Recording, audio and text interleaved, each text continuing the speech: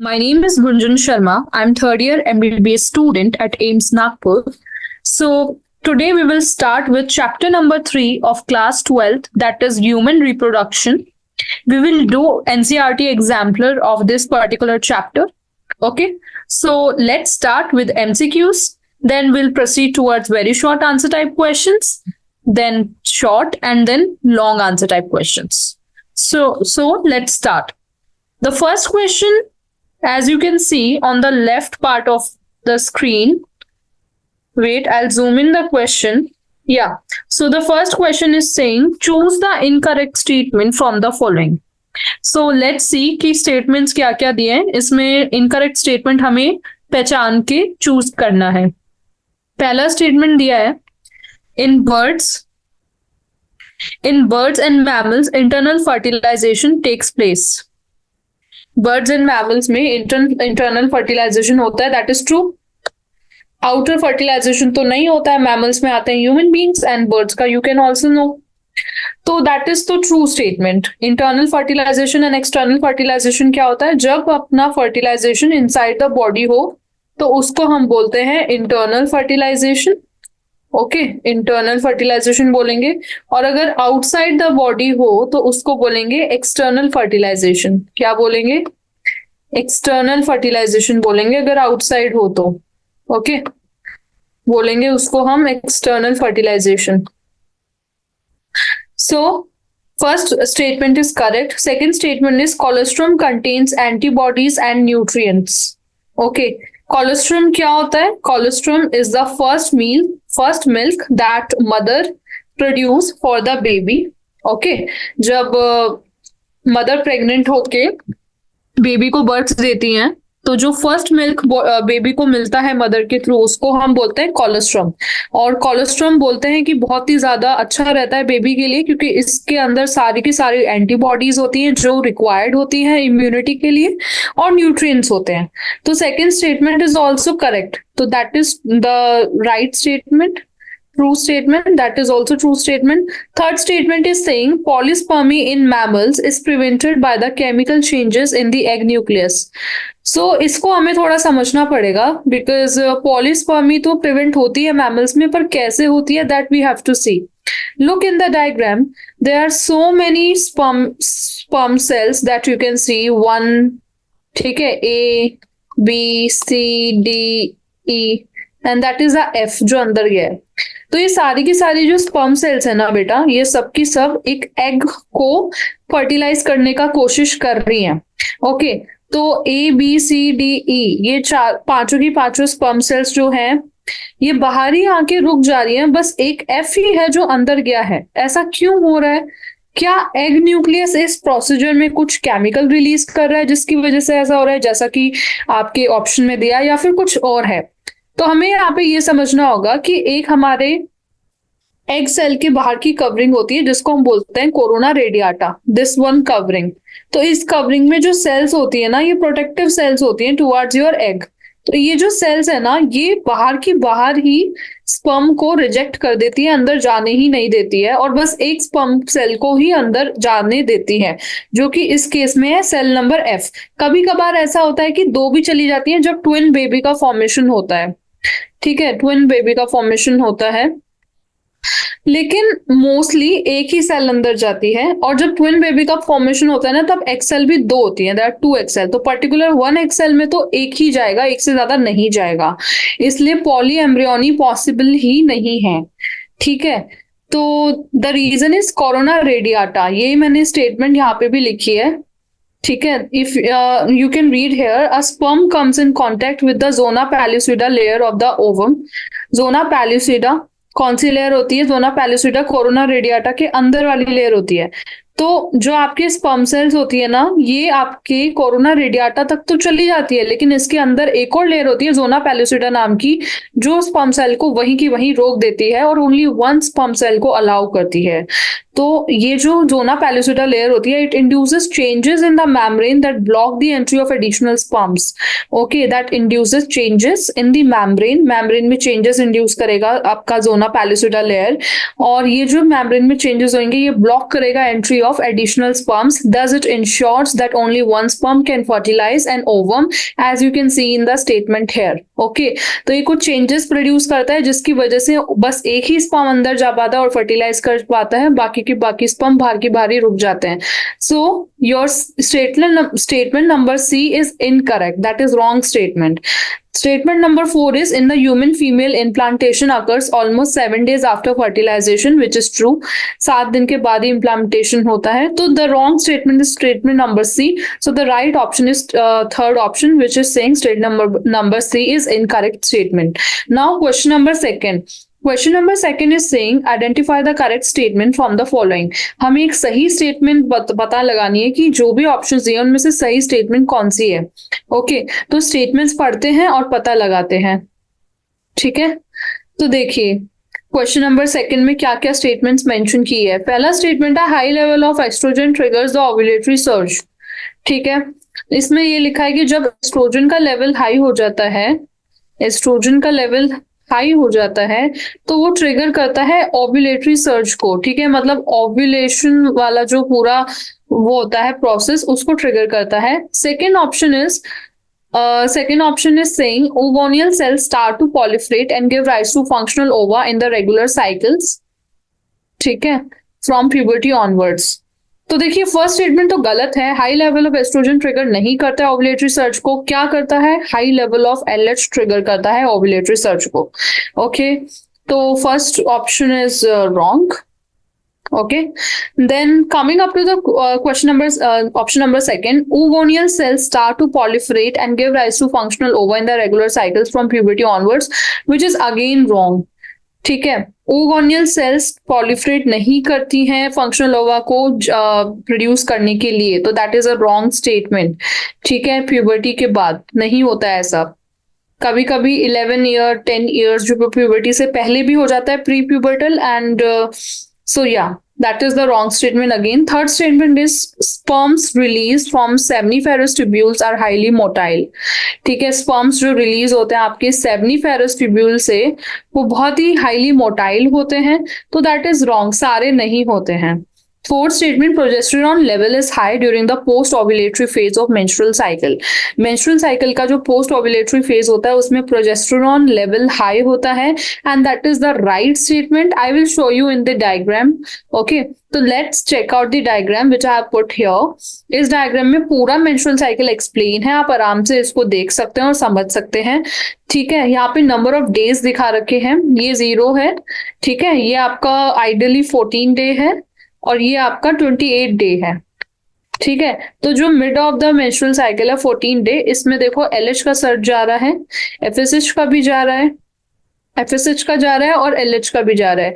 Oestrogen इससे पहले है और प्रोजेस्टेरॉन का सर्च भी यहाँ पे है. ठीक है, this is your progesterone and this is your oestrogen. Sorry, the orange one is your progesterone. ठीक है, प्रोजेस्टेरॉन का surge you can see it's before the release. So पहले आपका मेंस्ट्रुएशन वाला फेज है जो शुरुआत में है, फिर आपका फॉलिकुलर फेज है टिल डे 14th डे पे ओव्यूलेशन हो जाता है. एंड माइंड मी, ओव्यूलेशन का मतलब नहीं है ब्लीडिंग होना. यहाँ से ओव्यूलेशन रिलीज हो रहा है, ओव्यूल रिलीज हो रहा है, लेकिन कॉर्पस ल्यूटियम बन रहा है, रिग्रेसिव कॉर्पस ल्यूटियम है, कॉर्पस एल्बिकेंस है. तो तब तक आपकी जो एंडोमेट्रियम लेयर है वो इंटैक्ट है. लास्ट में जाके ये शेड करेगी आफ्टर डे 28. तो स्टार्टिंग में आपका फेज है शेडिंग वाला फेज जिसमें आपका ब्लीडिंग होता है, तो that is menstruation phase. For ये होता है आपका 3 to 7 डेज के बीच में हो सकता है. देन फॉलिकुलर फेज है, देन ल्यूटियल फेज है. तो आपका जो ऑप्शन नंबर 4 है वो बोल रहा है progesterone level is high during the post ovulatory phase of menstrual cycle. तो that is true. You can see अभी जब ओव्यूलेटरी फेज चल रहा था तो प्रोजेस्टेरॉन लेवल में कोई भी इंक्रीमेंट नहीं था, एकदम स्टैटिक था. जैसे ही ओव्यूलेटरी फेज हुआ, इसको बोलते हैं हम पोस्ट ओव्यूलेटरी फेज. जो ये वाला फेज है that is called post ovulatory phase. Post ovulatory phase, ठीक है। तो यहाँ पे पूरा स्टैटिक था ओव्यूलेटरी फेज में, पोस्ट ओव्यूलेशन में ही आपका प्रोजेस्टेरॉन का लेवल हाई हो जाता है। इसलिए आपका जो फोर्थ स्टेटमेंट है ना बेटा, that is the correct statement, और उसको लैंग्वेज में भी यहाँ पे मेंशन कर रखा है मैंने। So you can see the ovulation ovulatory phase is followed by luteal phase, post ovulatory phase, during which the remaining parts of the Graafian follicle, कौन से पार्ट्स होते हैं, corpus luteum, corpus regressive, corpus albicans, corpus haemorrhagicum, ये transform होते हैं as a corpus luteum. The corpus luteum secretes large amount of progesterone. तो ये progesterone कौन सिक्रीट करता है, प्रोजेस्टेरॉन सिक्रीट करता है कॉर्पस ल्यूटियम, ठीक है। तो कॉर्पस ल्यूटियम सिक्रीट करेगा, इसलिए सर्ज आता है किसका, प्रोजेस्टेरॉन लेवल का पोस्ट ओव्यूलेटरी फेज में। और ये जो प्रोजेस्टेरॉन होता है, it is essential for the maintenance of endometrium. Okay, तो that's why your fourth statement is correct statement. You can see the statement is saying progesterone level is high during the, one second, so the statement is saying progesterone level is high during the post ovulatory phase or menstrual cycle. So the right statement is statement number 4. So the correct answer is, which answer is correct? Option number 4. ठीक है। Now question number 3. Question number 3 is saying spot the odd one out from the following structures with reference to the male reproductive system. तो question number 4 basically ये बोल रहा है कि जो भी options दिए हैं उनमें से एक odd option निकालना है, ठीक है, with respect to male reproductive system. तो बेसिकली आपका अगर मेल रिप्रोडक्टिव सिस्टम को कंसिडर करना है तो सारे ऑप्शंस आपके मेल रिप्रोडक्टिव सिस्टम से रिलेटेबल होने चाहिए, मेल रिप्रोडक्टिव सिस्टम के पार्ट्स होने चाहिए, और कोई ऐसा ऑर्गन या पार्ट जो मेल रिप्रोडक्टिव सिस्टम से बिलोंग नहीं करता है वो ऑड वन आउट एक्सक्लूड हो जाएगा। तो देखते हैं ऑप्शंस क्या बोलता है। फर्स्ट ऑप्शन बोलता है रेटी टेस्टिस। रेटी testis is a part of male reproductive system. Epididymis is again male reproductive system. कौन से पार्ट्स हैं ये, एक्सेसरी रिप्रोडक्टिव ऑर्गन्स हैं जिसमें डक्ट्यूल्स आती हैं सारी, एपिडिडाइमिस, वासा फ्रेंशिया, वासा डिफरेंस, रेटिटेस्टिस, ठीक है। तो वासा फ्रेंशिया भी है मेल का। Isthmus is not the part of male reproductive system, isthmus is the part of fallopian tube, ठीक है। तो वो है पार्ट आपका फीमेल का, ये फैलोपियन ट्यूब का पार्ट है जो यहाँ पे दे रखा है आपको, फैलोपियन ट्यूब। इसलिए isthmus is the right answer which is the odd one option among all the options. So isthmus is a part of the fallopian tube, female reproductive system, while vasa efferentia, epididymis, retitestes are the accessory ducts of male reproductive system. Okay, now question number 4. Question number 4 बोल रहा है seminal plasma, the fluid part of semen is contributed bye. आपका जो semen होता है, you must be knowing semen किस किस से बनता है, सेमेन का फॉर्मेशन कैसे होता है बताइए। सेमेन का formation is very very simple. Semen is composed of, ये सेमेन, ठीक है। Semen is that particular fluid that ejaculates from male body, ठीक है। So semen is contributed by sperm cells, ठीक है, जो sperm cells बनेंगी, और दूसरा है आपका seminal plasma, okay. Seminal plasma जो फ्लूइड पार्ट होता है, तो सेल पार्ट वाला हो जाता है आपका ये स्पर्म सेल्स होते हैं आपकी cellular part of semen, okay. और जो आपका फ्लूइड पार्ट होता है that is called seminal plasma and sperm. तो पूछा है कि ये जो आपका सेमिनल प्लाज्मा है ना, your seminal plasma, what it is composed of, ये किससे बनता है, ठीक है, कौन बनाता है इसको।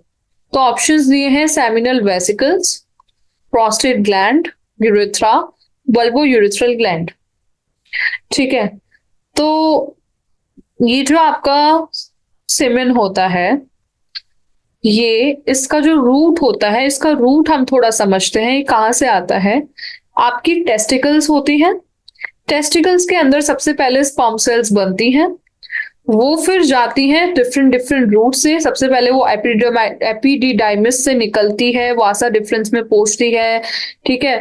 फिर आपके पास कुछ एक्सेसरी सेक्सुअल ऑर्गन्स होते हैं मेल पार्ट में, जिसके अंदर कुछ ग्लैंड्स होती हैं, जैसे प्रोस्टेट ग्लैंड होती है, ठीक है, सेमिनल वेसिकल होता है, बल्बो यूरिथ्रल ग्लैंड होती हैं। तो ये जो 3 ग्लैंड्स है ना, ये मिलके सेमिनल प्लाज्मा बनाती हैं, और फिर सेमिनल प्लाज्मा और स्पर्म सेल्स मिलके सीमन बनाएंगे, और ये सीमन जाके यूरिथ्रा में रिलीज होगा अलोंग विद योर पीनस। यूरिथ्रा में रिलीज होगा, जो पीनस के अलोंग पास आउट होता है। ठीक है, तो that is the whole root. तो seminal vesicle, prostate gland, bulbourethral gland, तीनों की तीनों ग्लैंड हेल्पफुल होती हैं in the formation of seminal plasma. So the right option is first, second and fourth. तो the option number is second is saying first, second and fourth. So yeah, option number second is correct here. So you can also see here, I have mentioned all of it. You can also see क्या mention किया मैंने, the male accessory glands include paired seminal vesicles, prostate and paired bulbourethral glands. Secretions of these glands constitute to the seminal plasma, which is rich in fructose, calcium and certain enzymes. क्या क्या होता है seminal plasma में? Fructose, calcium and certain enzymes. ये जो secretions हैं also help in the lubrication of the penis. Okay. Now question number 4. Question number 4 हो गया. Now question number 5. Question number 5 is saying spermiation is the process of the release of sperms from. Spermiation process है release of sperms का. कहाँ से release होते हैं sperms? That we have to see. Okay. तो दो तरह के प्रोसेसेस, बहुत तरह के प्रोसेसेस होते हैं। मेनली आपको जब क्वेश्चन पूछता है एनसीईआरटी, तो वो पूछता है what is the difference between spermiation and spermatogenesis और स्पर्मियोजेनेसिस। ठीक है, स्पर्मेटोजेनेसिस भी अलग है, स्पर्मियोजेनेसिस भी अलग है, स्पर्मिएशन भी अलग है। तो क्वेश्चन में पूछा है कि spermiation is the process of release of sperms. पहली डेफिनेशन तो दे रखी है कि रिलीज ऑफ स्पर्म को ही स्पर्मिएशन बोलते हैं। It's a process of release of sperms. पर कहाँ से रिलीज होता है? सेमिनल ट्यूब्यूल से रिलीज होगा, वासा डिफरेंस से रिलीज होगा, एपिडिडाइमिस से रिलीज होगा, प्रोस्टेट ग्लैंड से रिलीज होगा। तो हमारे स्पर्म का फॉर्मेशन होता है सेमिनिफेरस ट्यूब्यूल्स में। तो बेसिकली स्पर्म्स वहीं से रिलीज होते हैं। The right answer would B seminiferous tubules. So option number first is the right answer. लेकिन हमें थोड़ा डिफरेंस देखना पड़ेगा कि क्या डिफरेंस होता है स्पर्मियोजेनेसिस में एंड आपके स्पर्मिएशन में, क्योंकि ये डिफरेंस पूछा जाता है। तो आई हैव यहाँ पे एक टेबल मैंने लगाया है। इस टेबल को आप ढंग से देखिए और पढ़िए। इसमें सबसे पहले बात की गई है स्पर्मियोजेनेसिस की। तो देखते हैं, Spermiogenesis is the process by which haploid round spermatids complete an extraordinary series of events to become streamlined spermatozoa capable of motility. तो ये प्रोसेस है जिसमें spermatids कंप्लीट करता है एक सीरीज ऑफ इवेंट्स।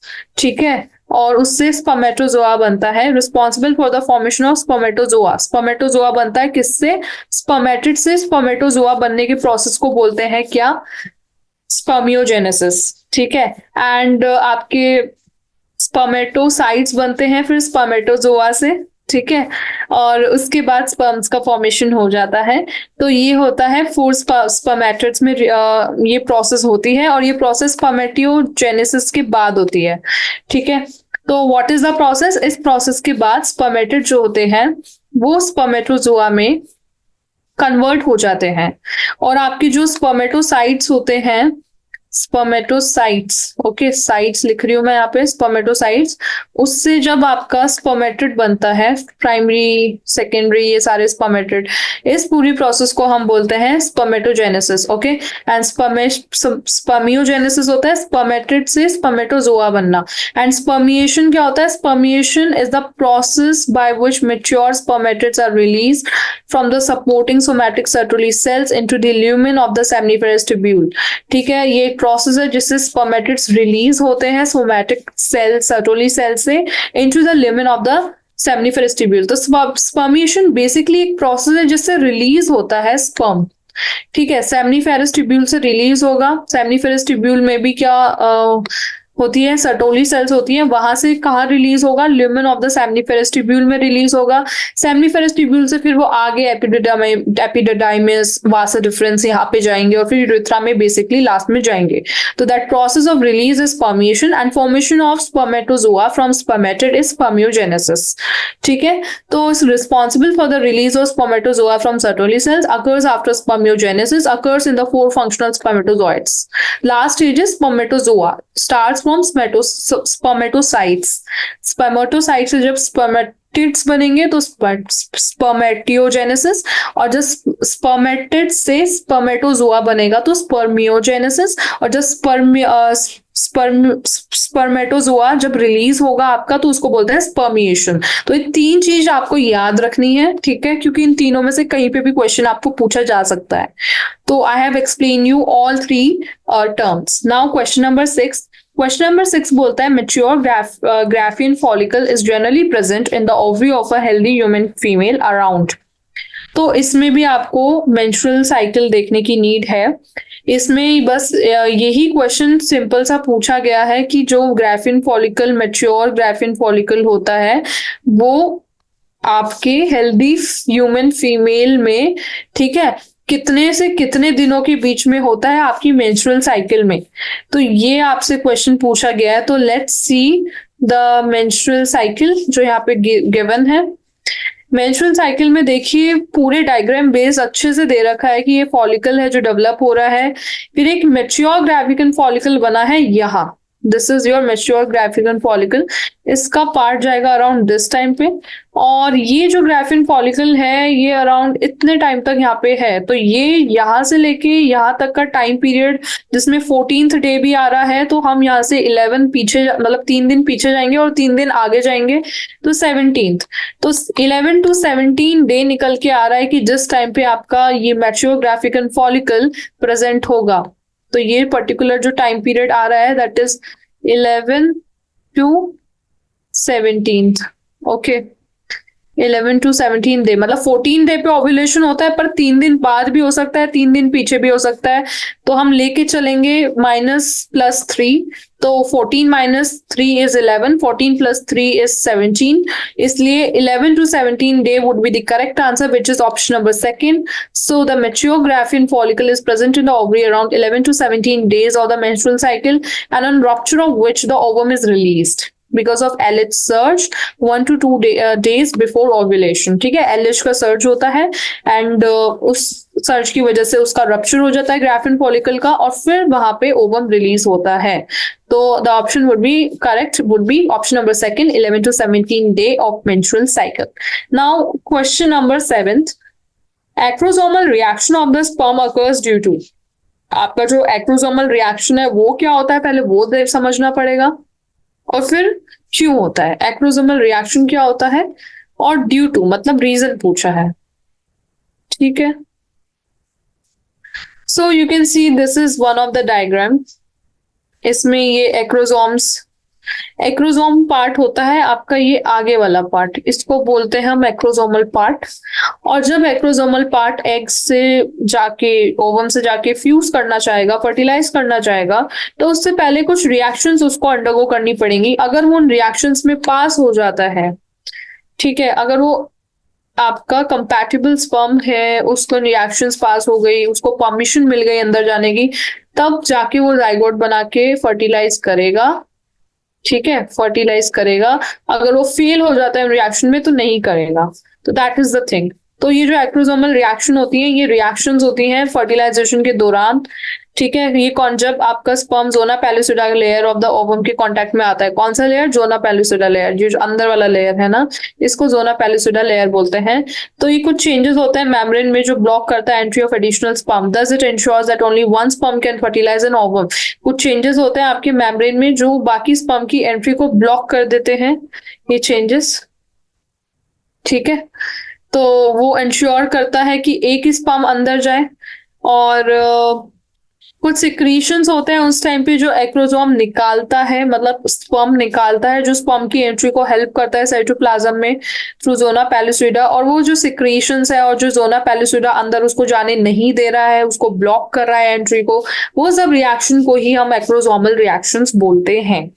और ये होती है due to contact with the zona pellucida layer of the ovum. जो मैंने लेयर आपको इधर दिखाई, this layer is zona pellucida layer आपकी, ठीक है।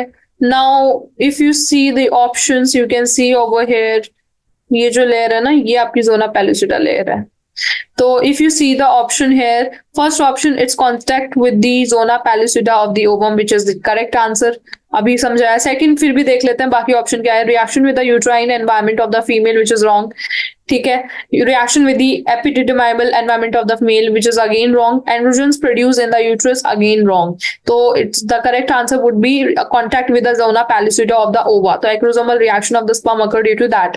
Now question number 8, which of the following is not a male accessory gland? कौन सी mail accessory gland नहीं है? बहुत ही सिंपल सा क्वेश्चन है, अगर ऐसा क्वेश्चन आता है तो खुशी मनाने की बात है, ठीक है।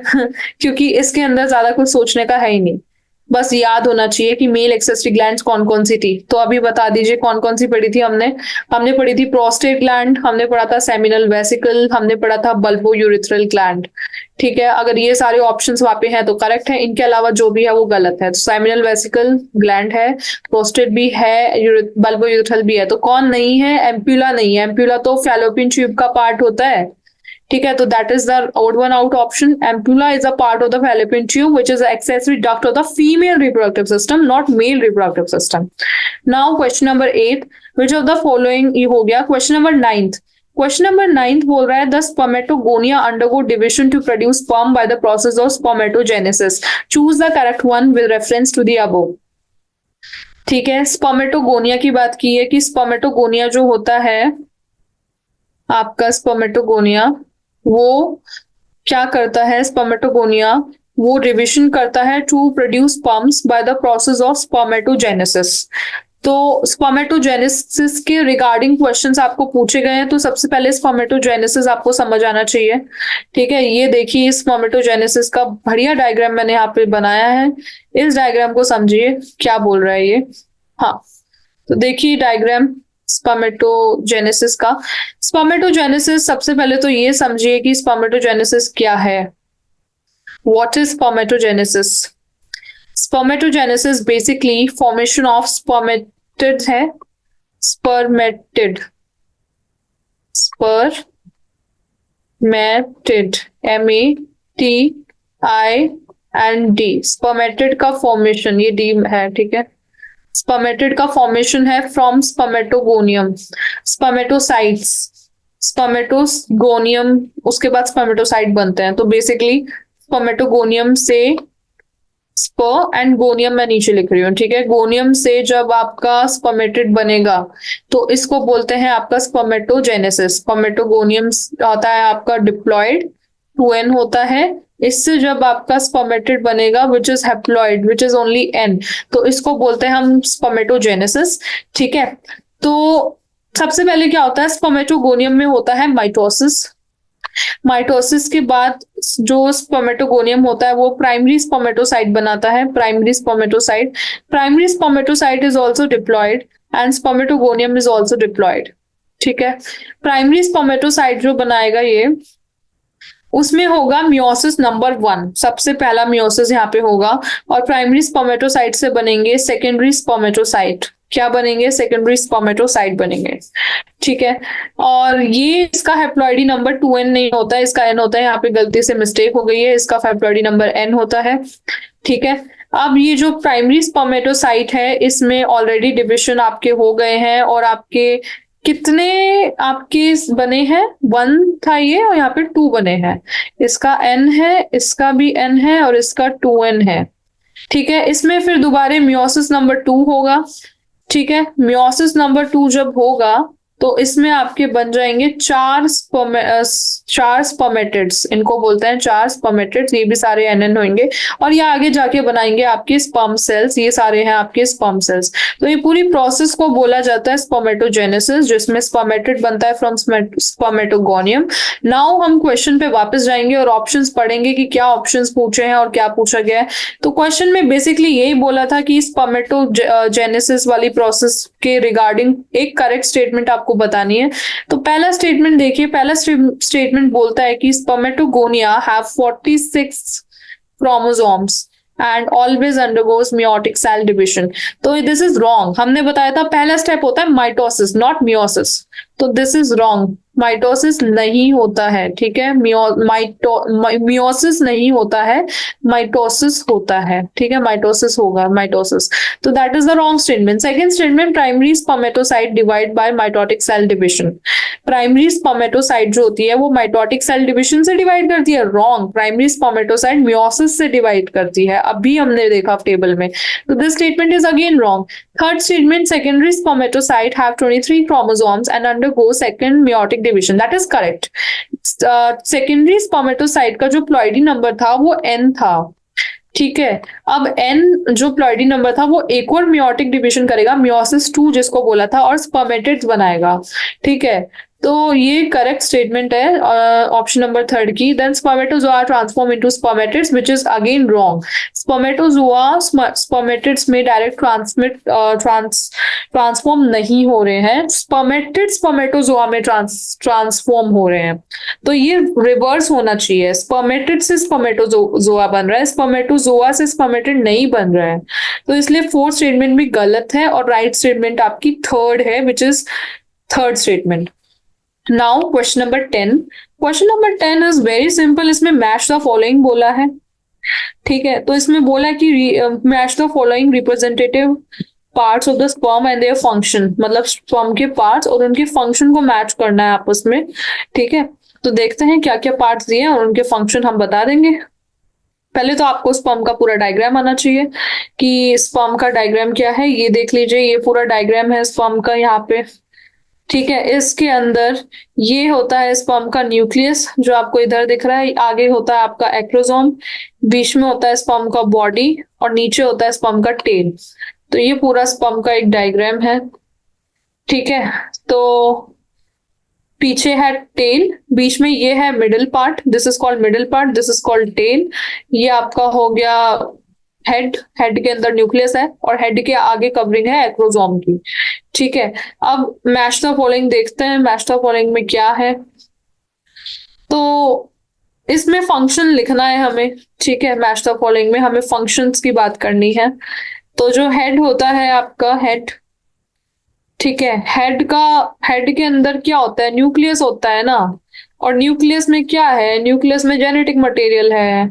तो फर्स्ट का हो गया fourth, genetic material. Middle piece, middle piece के अंदर कोई ताकत होती है, क्या होती है, मिडिल पीस के अंदर एनर्जी होती है जिससे स्पर्म ना मूव करता है। तो थर्ड का हो गया एनर्जी, ताकत होती है। एक्रोसोम, एक्रोसोम जो होता है वो आउटर कवरिंग होता है, हेड के भी ऊपर रहता है। और हमने बताया था एक्रोसोम जो होता है वो एक्रोसोमल रिएक्शंस में काम करता है। रिएक्शन में किसकी जरूरत पड़ेगी, एंजाइम की जरूरत पड़ेगी। तो फर्स्ट हो गया एक्रोसोम का। टेल जो है, टेल हेल्प करता है मूव करने में, तो इसका हो गया मोटिलिटी। तो द ऑप्शन वुड बी ए का फोर्थ, बी का आपका थर्ड, एंड सी का आपका फर्स्ट, एंड डी का आपका सेकंड। तो ये देख लीजिए कहाँ है, फोर्थ, थर्ड, फर्स्ट, सेकंड। तो इसमें भी नहीं है, सेकंड में दिख रहा है फोर्थ, थर्ड, फर्स्ट, सेकंड। तो second will be the right. बस आगे देखने की जरूरत ही नहीं है, जब आपको एक ऑप्शन सही दिख ही गया है। तो अच्छे से लैंग्वेज में भी अगर आपको शॉर्ट आंसर टाइप क्वेश्चन आ गया तो ये लिख के आ जाना जो मैंने नीचे लिखा है कि स्पर्म एक माइक्रोस्कोपिक स्ट्रक्चर होता है जो head, neck, middle piece and tail से बनेगा। स्पर्म के हेड कंटेन करते हैं elongated haploid nucleus, an anterior portion of which is covered by a cap-like structure, acrosome. The acrosome is filled with enzyme that help in fertilization of the ovum. The middle piece possesses numerous mitochondria which produces energy for the movement of the tail that facilitates sperm motility essential for fertilization. तो I hope आपको ये सब समझ आ गया हो। जो मैंने हिंदी में ऊपर बोला है वही चीज मैंने इंग्लिश में नीचे लैंग्वेज में लिख रखी है। अगर ये एमसीक्यू की जगह शॉर्ट आंसर टाइप क्वेश्चन आ गया तो ध्यान से लैंग्वेज का स्क्रीनशॉट ले लो, या फिर अच्छे से देख लीजिए कि क्या लैंग्वेज लिखी है। ये लैंग्वेज इस्तेमाल करके जो अंडरलाइन है रेड कलर से वो आपको लिख के आनी है। Now question number 11th। Question number 11th is like कि which among the following has 23 chromosomes. 23 chromosomes तब होंगे जब वो हेप्लॉइड होगा, ठीक है, हेप्लॉइड, जब उसका प्लॉइडी नंबर n होगा। तो यही बताना है कि इनमें से किसके पास 23 क्रोमोसोम्स ही होते हैं, बस मतलब कौन हेप्लॉइड है। तो स्पर्मेटोगोनिया तो 2n होता है, जाइगोट भी आपका 2n होता है, सेकेंडरी oocyte आपका हेप्लॉइड होता है, और oogonia भी आपका 2n होता है। तो बेसिकली आंसर आपको पता है कि सेकेंडरी oogonia है, तो सेकेंडरी oocyte है। Secondary oocyte is a haploid cell that is produce on the meiotic division in primary oocyte। Primary oocyte में जब meiotic डिविजन होगा तो सेकेंडरी oocyte बनेगा। It contain 23 chromosomes while all other cells listed are diploid and have 46 chromosomes. ठीक है। Question number 12 दोबारा match the following दिया है। देखिए मैच द फॉलोइंग में क्या पूछा है, मैच करते हैं।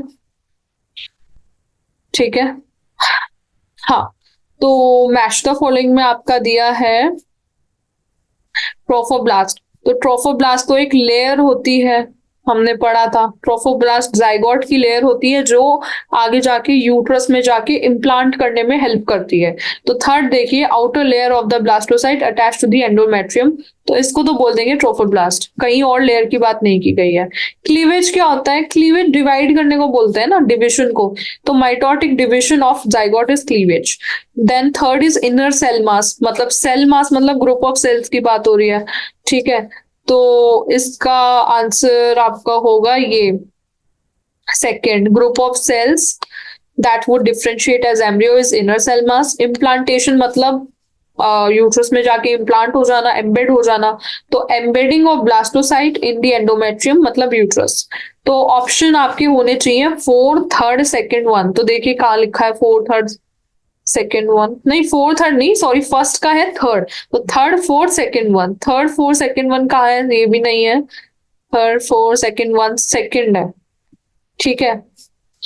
वही चीज नीचे एक्सप्लेन की है कि माइटोटिक डिवीजन स्टार्ट करता है जाइगोट में, और उसके बाद आपकी क्लीवेज होती है। माइटोटिक डिवीजन को इसलिए क्लीवेज बोला है। ब्लास्टोमियर्स बनते हैं, फिर मोरुला बनता है, मोरुला के बाद ब्लास्टोसाइट बनेगा। ब्लास्टोसाइट का एक बाहरी लेयर होता है जिसको ट्रोफोब्लास्ट बोला है। ट्रोफोब्लास्ट के अंदर इनर सेल मास होता है। ट्रोफोब्लास्ट अटैच हो जाता है एंडोमेट्रियम में, ठीक है। ये आउटरी बाहरी लेयर होती है ट्रोफोब्लास्ट नाम की। इनर सेल मास जो होता है वो अंदर के ग्रुप ऑफ सेल्स होते हैं, ठीक है। अंदर के ग्रुप ऑफ सेल्स होते हैं जो एम्ब्रियो बना लेते हैं, that is called inner cell mass. Differentiate as embryo, सब चीजें यहाँ पे लैंग्वेज में लिखी गई है, ठीक है। तो यहीं से कर लेना आप। Now next 13 number question, the Vasa difference receive duct from seminal vesicle and opens into urethra S. तो क्वेश्चन नंबर 13 तो किया ही नहीं हमने, पहले क्वेश्चन नंबर 13 देखो। Which of the following hormone is not secreted by human placenta. तो जब हमने एनसीईआरटी पढ़ी थी हमने पता भी पढ़ लिया था कि जब ह्यूमन प्लेसेंटा बनता है तो ह्यूमन प्लेसेंटा भी आपका एंडोक्राइन ऑर्गन की तरह काम करता है, क्योंकि वो कुछ हार्मोन को रिलीज करता है। तो हमने उन हार्मोन के नाम पढ़े थे, एक बार लिस्ट आउट कर लेते हैं कौन कौन से थे। एचसीजी था सबसे पहले। एचसीजी तो प्रेगनेंसी कंफर्मिंग हार्मोन भी होता है, ये तभी रिलीज होता है प्लेसेंटा जब बनता है। उसके बाद आपका एचपीएल था, ह्यूमन प्लेसेंटल लैक्टोजन, ठीक है। एचसीजी क्या है? Human chorionic gonadotropin, and this is human placental lactogen, HPL. और कौन से हार्मोन थे? और आपका एस्ट्रोजन था, आपका प्रोजेस्टेरॉन भी था, ठीक है, ये सब थे। लेकिन कहीं पे भी एलएच नहीं पड़ा। एलएच तो हमारी ओवरी ही बनाती है। LH is secreted by ovary only. तो ऑप्शन में एचसीजी है, एस्ट्रोजन है, प्रोजेस्टेरॉन है, एलएच भी है। तो एलएच है जो नहीं होगा सिक्रेटेड, इसलिए राइट आंसर इस क्वेश्चन में होगा 4th। Now question number 14, the Vasa difference receives duct from the seminal vesicles and opens into urethra as। Vasa difference receive करता है duct from the seminal vesicle and open करता है urethra में as. तो पूरा pathway आपको पता होना चाहिए वासा डिफरेंस का, ठीक है। वासा डिफरेंस जो होती है वो कहाँ से उसमें डक्ट जुड़ती हैं और उसके बाद वो यूरिथ्रा में कैसे रिलीज होती हैं। तो बेसिकली हमारी सेमिनोफेरस ट्यूब्यूल होती है टेस्टिस में, वहां से एपिडिडाइमस जाता है, एपिडिडाइमस जाके फिर वासा डिफरेंस बनाता है, वासा डिफरेंस में और डक्ट जुड़ती हैं।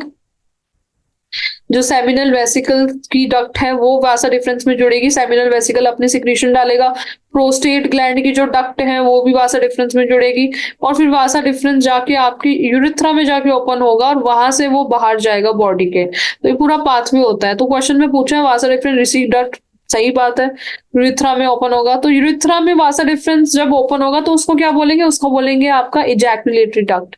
इजैकुलेटरी डक्ट नाम होता है। एपिडिडाइमिस पहले ही आ गया, यूरेटर का कोई रोल नहीं, यूरेटर किडनी से आता है, कोई टेस्टिस से नहीं आता, इफ्रेंट डक्ट्यूल भी नहीं है। तो इजैकुलेटरी डक्ट एक राइट आंसर होगा इसमें।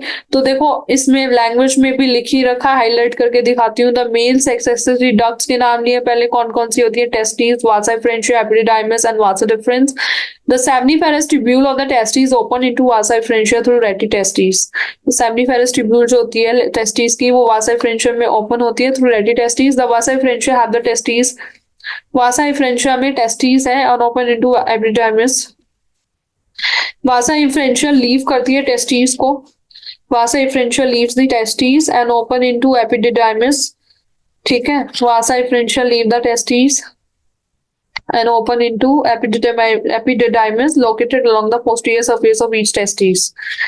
ठीक है, उसके बाद एपिडिडाइमिस लीड करता है वासा डिफरेंस को, वासा इफ्रेंशिया के बाद एपिडिडाइमिस, एपिडिडाइमिस के बाद वासा डिफरेंस।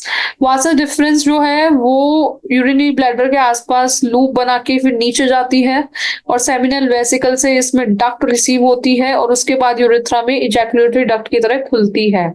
तो ejaculatory duct is the right answer in this question. Now question number 15. Question number 15 बोल रहा है urethral meatus refers to the, urethral meatus का क्या मतलब है? ठीक है, ये क्वेश्चन पूछा है।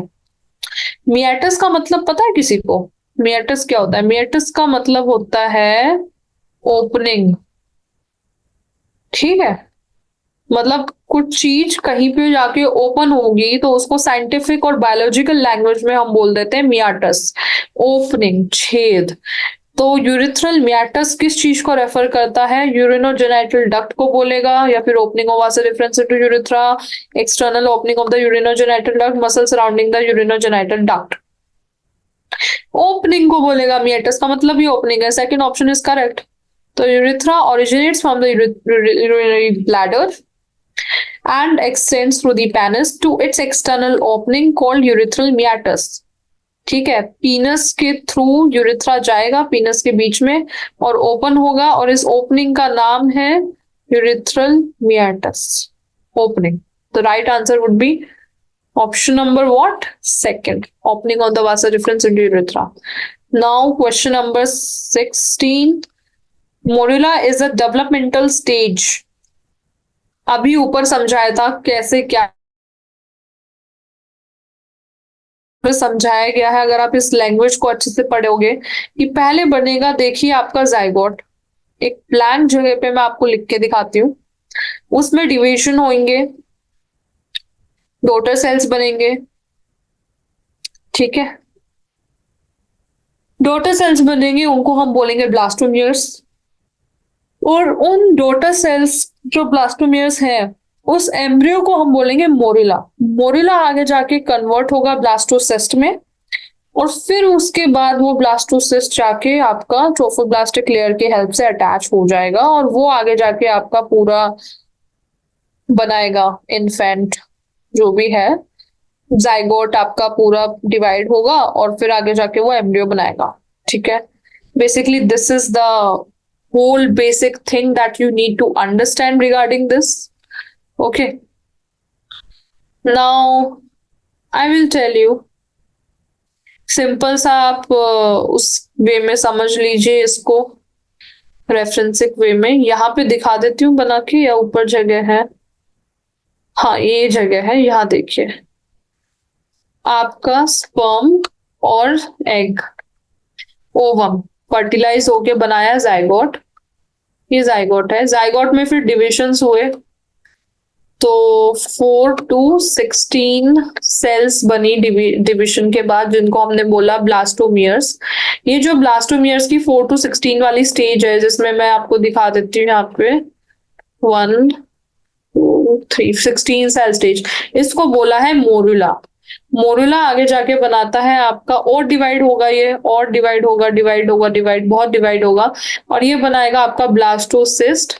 ठीक है, ब्लास्टोसिस्ट, और ब्लास्टोसिस्ट जाके आपका फिर बनेगा फाइनली एम्ब्रियो। ठीक है, ये इम्प्लांट वगैरह हो जाएगा। तो क्वेश्चन में पूछा है कि मोरुला किसको बोलते हैं, कौन सी स्टेज होती है, किस किस के बीच में स्टेज होती है। तो पहला ऑप्शन ही देखो सही दिख रहा है मुझे, तो पहले ऑप्शन में लिखा है between the zygote and blastocyst, which is correct. अभी दिखाया between the blastocyst and gastrula, no, gastrula बाद की स्टेज है। इम्प्लांटेशन के बाद no, between the implantation parturition no. तो first is the right answer, between zygote and blastocyst. Now question number 17, the membranous cover of the ovum at ovulation is. Ovulation के time पे जो membranes cover आपका present होता है, ठीक है, ovum पे, वो पूछा है। आउटरमोस्ट कौन सा होता है? हमने अभी ओवम के डायग्राम देखे थे, और उसमें हमने एक लेयर की बात की थी, जोना पैलिसिडा। पर जोना पैलिसिडा की जस्ट बाहर एक लेयर थी जिसका नाम था कोरोना रेडियाटा। ठीक है, डायग्राम दोबारा देखना है तो देख लीजिए, ये रहा डायग्राम आपका, ऊपर देखा था हमने diagram. Second right side of your screen पे आप सॉल्यूशंस देखिए, लेफ्ट में मैं क्वेश्चन दिखाती हूँ।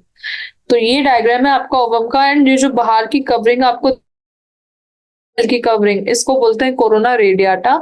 और जब ओवम रिलीज होता है तो यही आउटर मोस्ट लेयर होती है, और अंदर की लेयरिंग जो होती है वो है जोना पैलुसिडा, ये जो ऑरेंज कलर का अंदर का लेयर है। ठीक है, तो दो ही लेयर्स होती हैं, और मेन दो ही लेयर्स हैं आपकी। तो क्वेश्चन में पूछा है कि the membranous cover of the ovum at ovulation, और ऑप्शन देखिए, ऑप्शन दिए हैं कोरोना रेडियाटा। राइट आपकी लेफ्ट स्क्रीन पे देखिए, कोरोना रेडियाटा दिया है, ठीक है, और जोना रेडियाटा दिया है, जोना पैलुसिडा दिया है, एंड कोरियोन दिया है। तो कोरोना रेडियाटा सीधा सीधा आंसर आपका है इसमें। ठीक है, कुछ सोचने की जरूरत ही नहीं है, कोरोना रेडियाटा है। तो the outermost membranous cover of the ovum at ovulation is corona radiata, form by the follicular cells. Inner to corona radiata is zona pellucida, अभी बताया, जो एक्रोसोमल रिएक्शन में हेल्प करता है, which is made up of 3 different glycoprotein secreted by ovum itself. Outermost follicular cell से बनता है, inner most जो इनर वाला जो होता है जोना पैलुसिडा, वो ग्लाइकोप्रोटीन से बनेगा। तो corona radiata is the correct answer. Now question number 18. Identify the odd one from the following. ठीक है, odd one देखना है, odd one क्या है, तो ऑप्शंस देख के हम पता लगा लेंगे odd one क्या है। odd one का मतलब है जो बाकी ऑप्शन से अलग है, जो हटके है। तो ऑप्शंस आपको दिए हैं लेबिया माइनोरा, ठीक है, क्या क्या ऑप्शंस दिए हैं? ऑप्शंस आपको दिए हैं labia minora, fimbriae, infundibulum and isthmus. तो फिम्ब्रई आपका फैलोपियन ट्यूब का पार्ट है, इनफंडुलम भी पार्ट है, और इस्थमस भी पार्ट है, लेकिन लेबिया माइनोरा और लेबिया मेजोरा, ये दो चीज जो थी वो हमने बाहर वेजाइनल उसमें पढ़ी थी। जो आपकी वेजाइनल की बाहर की कवरिंग होती है ना, जिसमें वेजाइनल ऑरिफिस होता है, क्लिटोरिस होता है बीच में, यहाँ पे लेबिया माइनोरा होता है, लेबिया माइनोरा का कवरिंग लेबिया मेजोरा होता है, ये वहां पे पढ़ा था। ये अंदर का पार्ट नहीं था, एक्सटर्नल पार्ट था, फैलोपियन ट्यूब के पार्ट थे फिब्रियम। तो ऑड वन आउट तो समझ आ ही रहा है कि लेबिया माइनोरा है। अगर शॉर्ट आंसर टाइप क्वेश्चन आया तो ये पूरा लिख के आना कि हर Fallopian tube is about 10 to 12 centimetre long. ठीक है, हाँ, फैलोपियन ट्यूब का भी डायग्राम देख लीजिए, एम्प्यूला, फिम्ब्रई, इनफंडिबुलम, इस्थमस क्या होता है। तो देखिए, तो an extend from the periphery of each ovary to the uterus, the part closer to the ovary is called funnel shape infundibulum। ये ओवरी होती है, यहां से ये रिमूव कर देती हूँ मैं, यहां से एक ट्यूब आती है, ओवरी को पकड़ के रखती है ये ट्यूब, और ये जाके ट्यूब आपके यूट्रस में खुलती है। ये आपका यूट्रस है, this is called uterus, this is your ovary. ये पूरी ट्यूब जो आपको दिखाई है, ये पूरी ट्यूब है आपकी फैलोपियन ट्यूब। तो जो ओवरी को पकड़ने वाला जो सबसे पास वाला पार्ट है ना, ये वाला पार्ट, इसको बोलते हैं हम इन्फंडिबुलम। और जो ये फूला सा पार्ट आपको दिख रहा है आसपास, ये होता है आपका एम्प्यूला। ठीक है। फिर edges of the infundibulum possess finger-like projections called fimbriae which helps in the collection of the ovum। तो ये जो इंस्थमस होता है ना, ये ऐसे फिंगर लाइक प्रोजेक्शन निकाल के ओवरी को पकड़ता है। इस फिंगर लाइक प्रोजेक्शन का नाम होता है आपका फिम्ब्रेई। ठीक है। और इस्थमस होता है ये पूरा पार्ट जो अटैच करता है ओवरी को आपकी यूट्रस से, इसको बोलते हैं इस्थमस। तो ये सारे पार्ट्स आपको पता होने चाहिए, याद होने चाहिए। और फीमेल का जो एक्सटर्नल जेनिटेलिया होता है ना, उसमें होता है आपका labia minora, mons pubis, labia majora, hymen, clitoris, जो मैंने अभी बनाया था। इसलिए ओड वन आउट है लेबिया माइनोरा। तो answer would B option number 1। तो ये हो गए आपके बेटा सारे एमसीक्यूज हमने कर लिए हैं। नेक्स्ट क्लास में हम short answer type, very short answer type and long answer type questions करेंगे। So I thank you so much. I'll see you in my next session.